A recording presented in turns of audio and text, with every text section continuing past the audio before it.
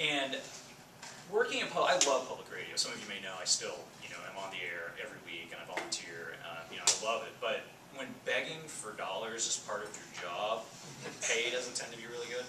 And I was lured into the private sector by my family's company to become a systems engineer, programmer, database administrator. I design software and software systems that facilitate our sales and our inventory, doing stuff as diverse as machine learning, artificial intelligence, all kinds of just crazy stuff. And I taught myself that, by just reading and studying constantly.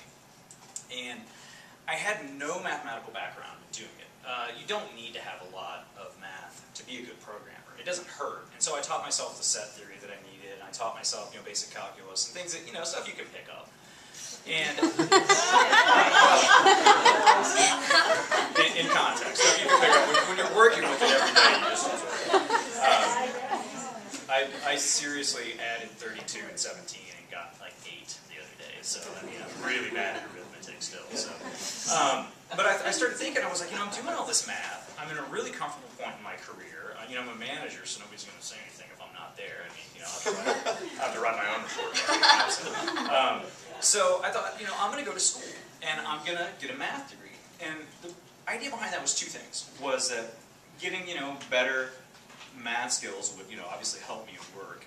I've never graduated from anything. I have a GED. In fact, this graduation coming from me is the first time I've ever graduated, so I'm kind of excited about that. So I thought it would be really cool to do it, to get a degree, to learn more about math. But another thing that has really bothered me is that Americans, in general around the world, but Americans in particular, are very innumerate and science-phobic and afraid of mathematics.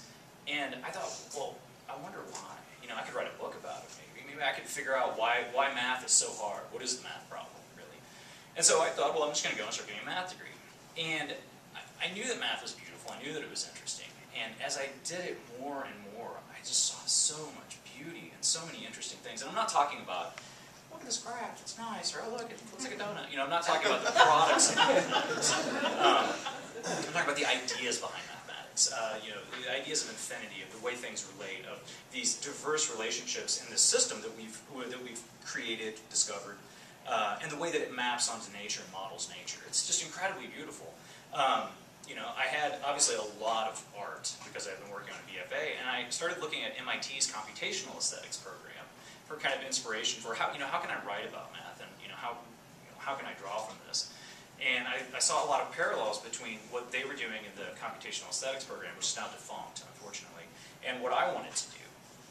And I had some vague awareness of the interdisciplinary studies department of the Individualized Major. I didn't really know what it was about, so I contacted Lori Russell about it and said, "What's the story? What can I do?"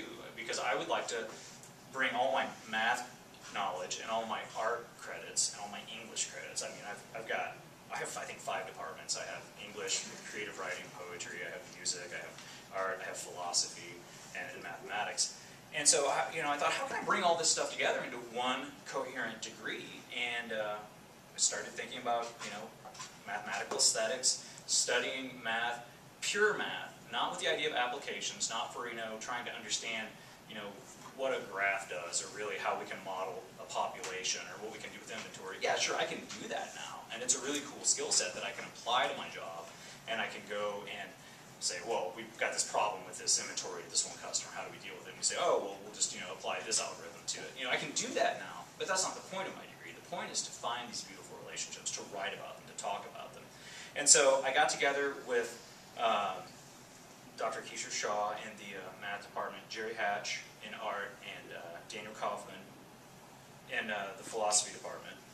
And we got together and we put together this degree. And it was really a wonderful process. It was challenging in that you had to really come up with a very coherent plan. What am I doing? And when you say mathematical aesthetics, it doesn't sound really coherent. So I actually had to spend a lot of time thinking about it. What am I trying to do? What is my goal? How does this work out? And the process of putting together the degree and going through the hearing really helped me understand what I was doing, how I was doing it, what the point of it was. And for me, it was really wonderful to be able to bring together art, to be able to bring together music, to be able to bring together philosophy and aesthetics and mathematics, and to be able to write and talk about them. you know, since we formalized the degree and I got it started, I've given a faculty-student seminar where I talked about it and showed some of my sculpture, which was a really exciting event to, you know, to take part in, to have, you know, 170 people in this room and to be able to share these just weird ideas, because nobody really talks about math. I mean, everybody says, oh, math, it's beautiful, it's in music, it's, you know, everybody kind of, you know, says that, but how is it really there? How can we experience this beauty? And does there have to be this barrier of higher mathematics? You know, people think about calculus, it's calculus, it's hard. You know, it doesn't have to be. And we can find and, you know, extrapolate and demonstrate these beautiful relationships and celebrate the ideas and prove without having to, you know, have an advanced degree in math. And my goal is to understand how these kind of things can be done and to explicate that and help people understand it. My senior project is going to be completely almost on the art side. And what I'm doing there is I have sculptures, I have systems I've built that incorporate lasers, that incorporate you know, LEDs and microcontrollers and things like that. And I'm going to be doing a small show over at Brick City, showing these pieces and explaining some of the ideas that I'm working on. Additionally, I've given a couple of lectures on minimalism and the ideas of abstract algebra and group theory in art, particularly art in the late 60s and minimalism. So it's been a really wonderful experience for me because I've been able to really get a handle on what I was thinking about, to achieve several goals in writing about this and presenting on this, and it's just something I'm going to keep growing.